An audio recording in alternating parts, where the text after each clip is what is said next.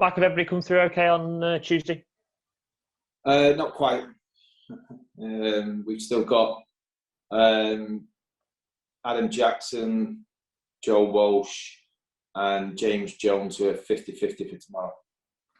Not ideal, losing two centre-halves potentially? No, it's not. I'm getting used to it now, Rob. It's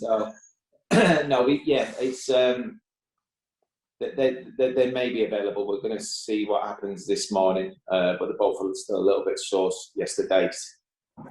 So we'll have a better idea today. If it's too much of a risk, then obviously clearly we won't risk it because there's too many games coming up thick and fast. But I think the players themselves will give us a better indication whether they think they're going to be okay for tomorrow when we see them this morning.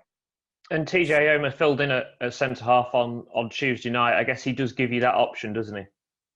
He does, yeah. So, obviously him and Lewis as well, who's between them, they played a lot of games this season. So, listen, and they did okay in the game against Oxford if that was the case. But hopefully, it's one of them where both Adam and Joe are feeling much better this morning. They're okay to play. But like you say, at least we've got a little bit of cover there if we need it. George Grant, how close is he to a return? Yeah, he's reasonably close. We do expect him to be in around the squad at some point next week. Tuesday might be a little bit too soon. He's only had sort of one small session with the boys and it was non-contact. So, yeah, that might come a little bit too soon. But I think if he trains and gets through today and potentially Monday, then sort of back end of next week and maybe the whole game he might be involved with the lads. People will look at the fixtures you've got coming up against the likes of Hull and Peterborough and Charlton, but actually is it games like tomorrow that will define how your season will end and where you'll finish? Yeah, potentially. I mean, I just had a conversation in court with someone about it. And they're saying the same thing to me. I'm telling you now that those games are the easier ones. They're the easy ones. They're the games that, the players know that there's an expectation to perform. And if not, so you're going to lose the game. But for me, the expectations to perform are in games like tomorrow and Burton Albion and Shrewsbury coming up. They're the ones that, either teams are fighting for their lives or they're in that sort of mid-table bracket where they've got sort of nothing to lose and can play with a bit of freedom. So, it's going to be a very, very difficult game tomorrow. We come up against a side who will be fighting for every single sort of tackle decision. And they're on the back of a good win last week. And the fact that they are fighting for their lives and probably in more need of the 3 points maybe than you are at this stage of the season, do you expect it to be more of an open, expansive game? Maybe.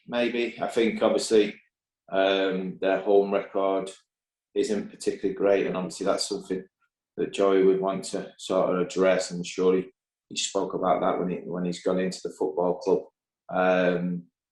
Our away form is pretty good, so we take confidence from that.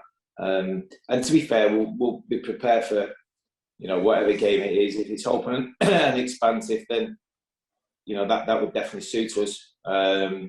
But I think that probably won't be the case. I think there's sort of almost too much at stake, certainly on Bristol Rovers' part, for it to be that type of game.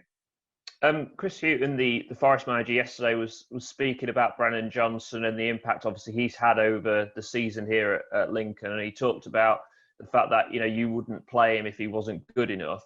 Do you think that actually those kind of relationships that you're building with Forest, with Man City, with West Brom, and the fact these players are getting regular games is going to help you in the long run next season as well? I certainly hope so. I think that's a big thing for the club when they send a player on loan, is knowing that they trust the club they're sending them to. There's one thing potentially playing the players, but then there's another making sure that, one, you're looking after them off the pitch, two, they're getting the type of development that club wants, whether that be as a person, as an individual, or, as a player on the coaching field. So, I'd like to think that the likes of the clubs that you've just mentioned trust us as a club, trust me as a manager, to look after their best players in the best way. And if they do well and they're successful, and obviously that's going to give us a greater opportunity to bring other players in the coming seasons from various different clubs.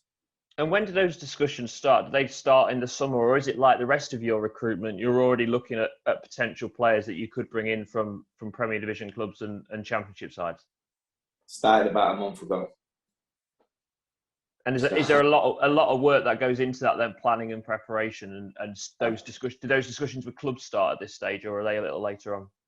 No, yeah, absolutely. Yeah, we started about a month ago. We've been speaking to clubs for a while now regarding next season and players and potential players for next year. And you know, we've opened a little bit of dialogue with different clubs that we haven't spoke to so far as well. And he's basically just answering sort of the question you just mentioned just a second ago, where clearly there's clubs out there who've seen individuals from other clubs do really, really well and express themselves and develop, you know, and they want to be sort of part of that, and they want to have their players have that same experience so they can go back to their clubs and do well for themselves. And the loan players you've brought in this year, they've all had a key part to play in the season, and obviously there has been a reliance on them, a lot of games they've played. Is that what you're planning for next season as well? Or are you hoping that you can get a few more permanent deals in and not have to rely on the loan deals as much? Yeah, I think the idea over the period of time is to have, you know, as less loans as you possibly can, knowing that you can always use loans up if you need be, if you get a little bit desperate or there's a situation where there's an injury crisis that you can't cope with. Before that, obviously the window's shut. But there's a process to sort of go down. You know, you want to be as successful as you possibly can. You want as much quality.